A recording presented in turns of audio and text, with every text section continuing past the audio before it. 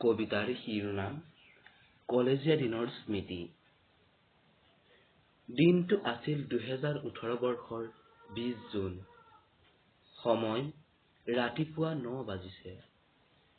জগন্নাথ বৰুৱা মহাবিদ্যালয়ৰ বৰপাত্ৰ কুটিৰৰ সন্মুখত বিভিন্ন বিদ্যালয়ৰ পৰা অহা ছাত্ৰ-ছাত্ৰীৰ ভিৰ। সকলোৰে দিগন্ত প্ৰসাৰী মনত নিজ নিজ প্ৰতিভা বিকাশৰ অধীৰ আগ্ৰহ আৰু কৌতূহল।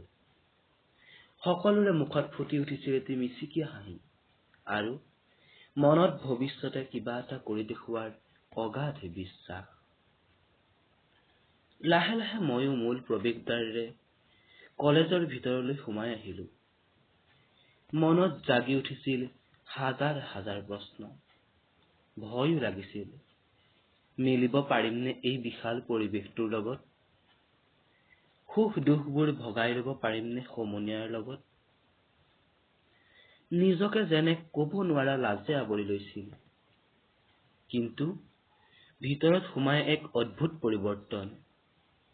ইমান সোনকালে সকলোৰে লগত কেনেকৈনো মিলি গলো গমেই নাপালো। এনেকুৱা লাগিল যেন আমি বহুদিনৰহে চিনাকি। এনেদৰে দিন বাগৰি গল। আমাৰ সকলোৰে মাজৰ বন্ধুত্বৰ এনাজৰীডালো কঠিন হৈ আহিল। আনন্দ ধেমালিৰ মাজেৰে এবছৰ অতিক্ৰম কৰি দ্বিতীয় বছৰত সোমালোহি। কিন্তু কিয় জানো আজি মনটোৰ কোনোবা একোণত উচুপি কান্দিছে। হাতত মাথো আৰু কেইটামান মাহ।